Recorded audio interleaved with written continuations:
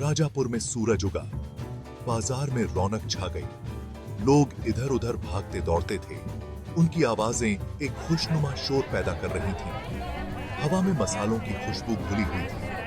दुकानदार अपने सामान की आवाजें लगा रहे थे। यह जगह जीवंत ऊर्जा और व्यापार का केंद्र थी। आनंद ईमानदारी से काम करने में विश्वास रखते थे।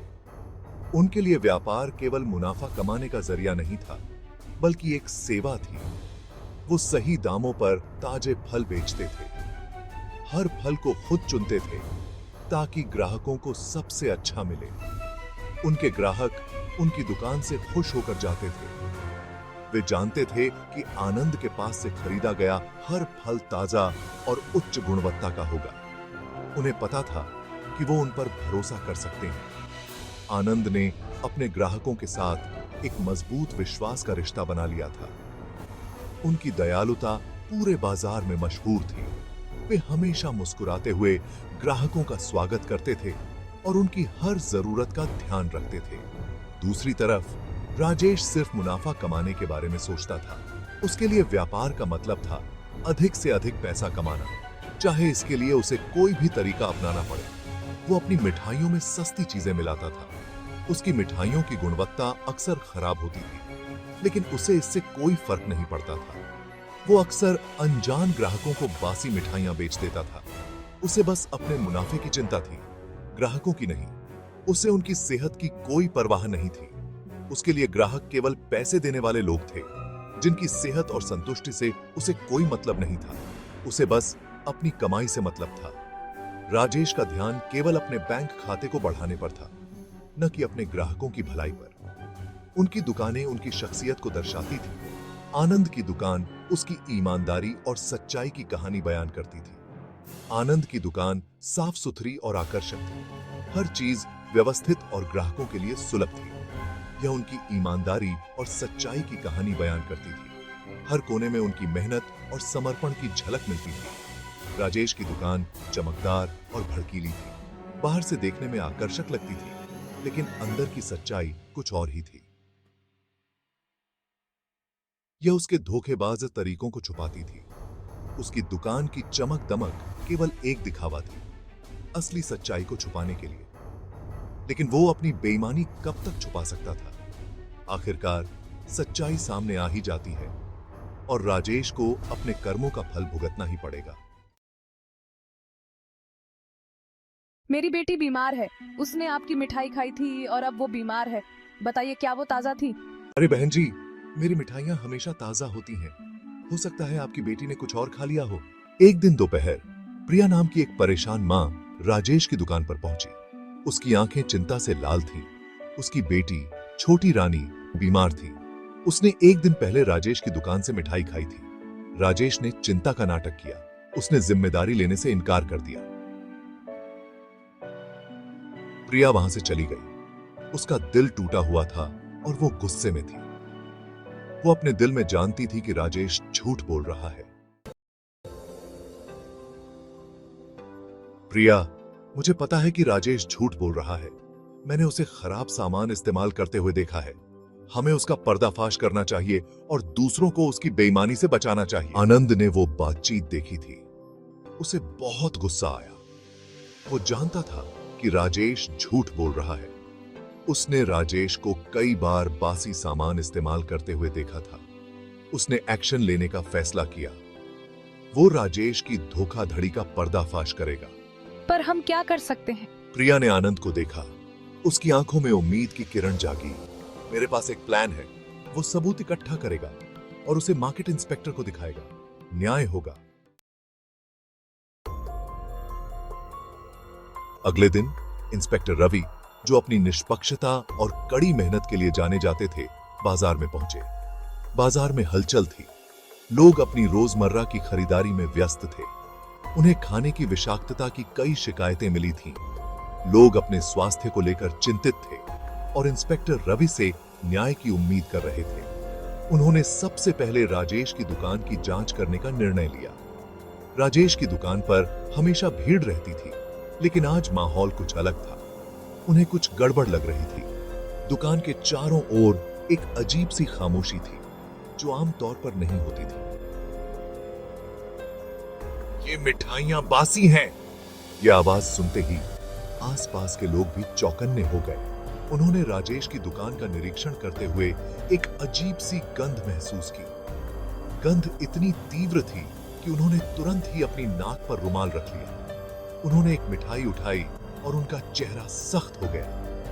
मिठाई की हालत देखकर उन्हें समझ में आ गया कि कुछ गंभीर समस्या है। ये मिठाइयां बासी हैं।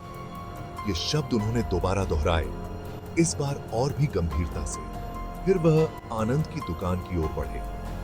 आनंद की दुकान भी काफी मशहूर थी, लेकिन आज वहां भी कुछ अजीब सा माहौल था। इंस्पेक्टर, आपको उसकी फल भी चेक करनी चाहिए, एक ग्राहक ने सुझाव दिया, जो खुद भी चिंतित दिख रहा था। मैंने सुना है कि वह सड़े हुए फल बेचता है। यह सुनकर इंस्पेक्टर रवि ने तुरंत ही फल की जांच शुरू कर दी। इंस्पेक्टर रवि को वहां एक प्लांट किया हुआ पत्र मिला। पत्र में कुछ ऐसा लिखा था जो मामले को और भी पेचीदा बना रहा था। उन्होंने उसे ध्यान से पढ़ा। उनके माथे पर चिंता की लकीरें उभर आईं। पत्र में कुछ ऐसे संकेत थे जो किसी बड़ी साजिश की ओर इशारा कर रहे थे। कुछ सही नहीं लग रहा था। इंस्पेक्टर रवि ने तय किया कि वह इस मामले की गहराई से जांच करेंगे और सच्चाई का पता लगाएंगे।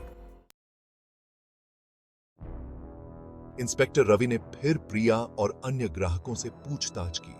उन्होंने राजेश के खिलाफ गवाही दी। उनके स्वर गुस्से और घृणा से भरे हुए थे। उन्होंने राजेश की मिठाइयां खाने के बाद बीमार पड़ने की कहानियां सुनाई। सबूत भारी थे। तुमने बेईमानी की है। तुमने अपने लालच के लिए मासूम लोगों की सेहत को खतरे में डाला है।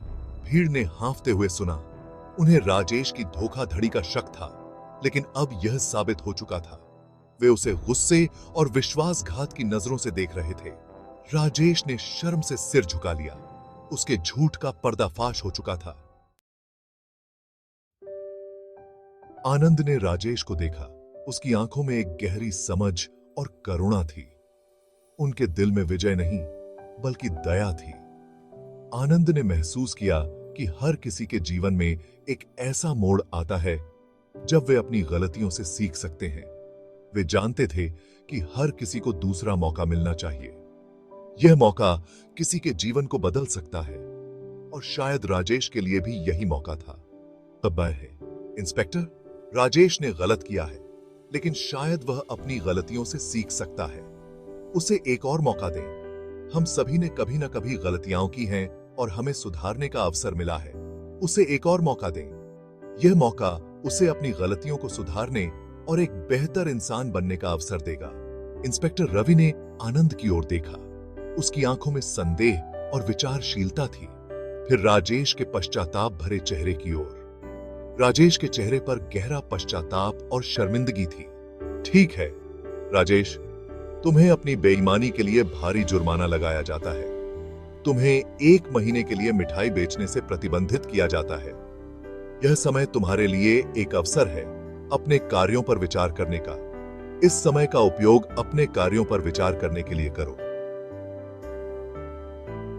यह समय तुम्हारे लिए एक आत्मनिरीक्षण का समय है।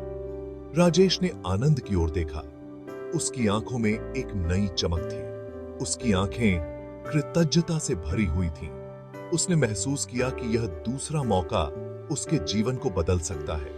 उसे दूसरा मौका मिला था उस आदमी की वजह से जिसे उसने फंसाने की कोशिश की थी। राजेश ने अपने तरीके बदलने का संकल्प लिया। उसने सोचा कि यह मौका उसे एक नया जीवन दे सकता है।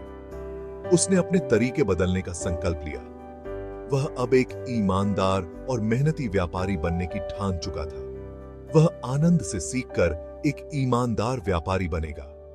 आनंद की करुणा और समझ ने राजेश को एक नया जीवन जीने का अवसर दिया था।